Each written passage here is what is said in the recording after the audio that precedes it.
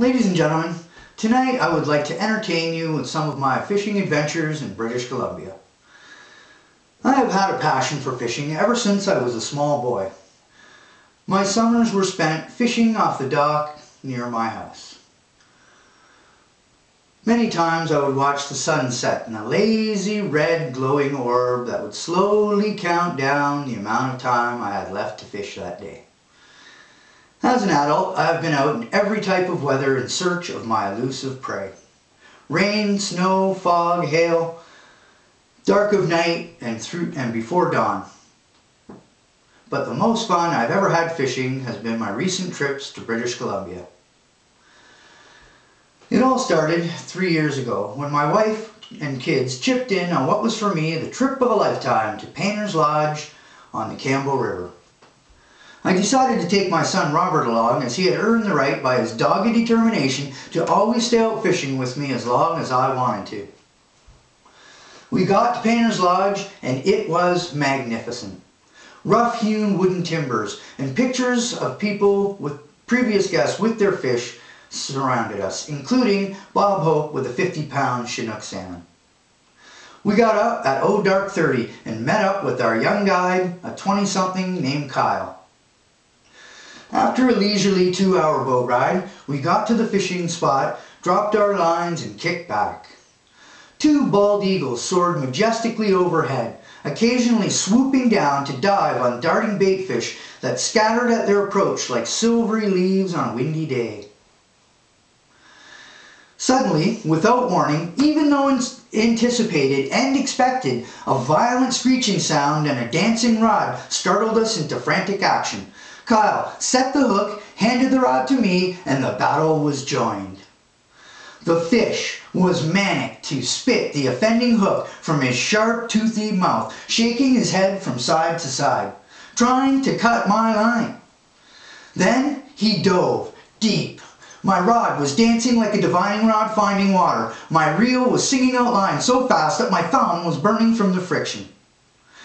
Meanwhile, I was reeling like a madman trying to keep the pressure on him, while my arms felt like suddenly someone attached 2 lead weights to them.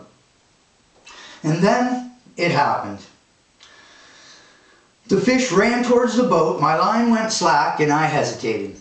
And I lost the fish. I was disappointed, but I gamely reeled my line in, only to discover that the large curved hook I was using was now straight.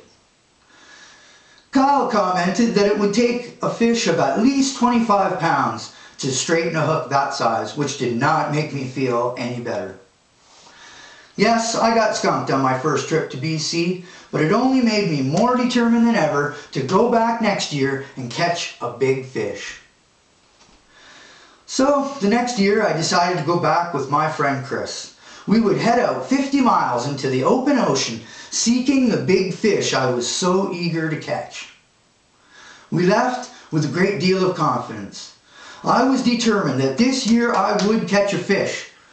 Besides, I had been dreaming of this for the entire last year, and my friends had all heard my bent hook story, and if I didn't catch a fish this time, I would never live it down. We arrived in Ucluelet, which means safe harbor, but which we renamed Town of Many Hills for obvious reasons.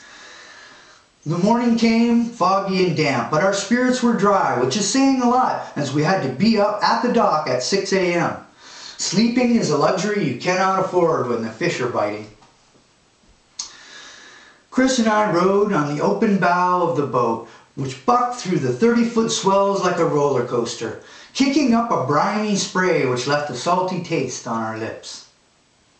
Humpback whales cavorted in the near distance, and pods of dolphins were gliding effortlessly next to the boat. Small flocks of very quick seabirds were skimming the water at breakneck speeds, moving as one.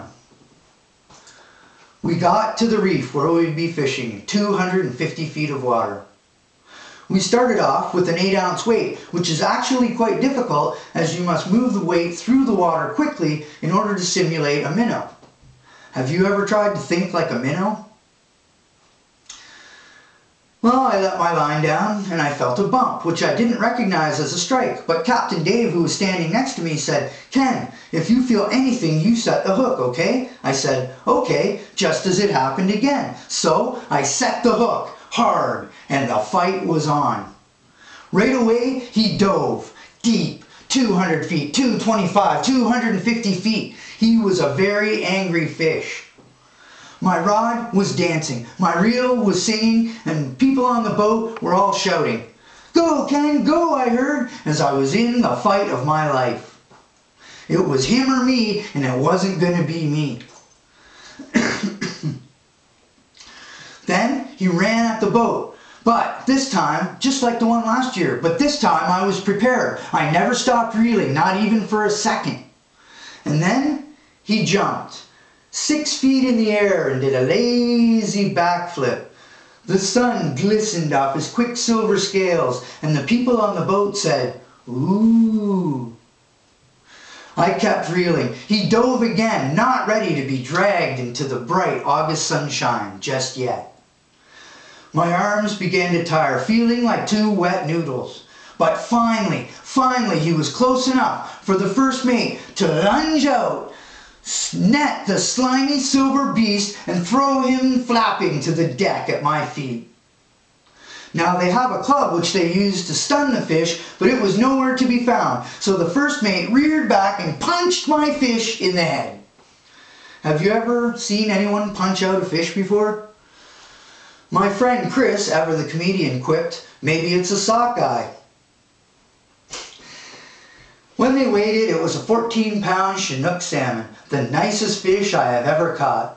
I was able to go home and not hear the teasing of my friends. In fact, they were soon after me to share some of the delicious Pacific salmon that I had returned with. That trip was 2 years ago. Perhaps next time I'll tell you about last year's fishing adventure.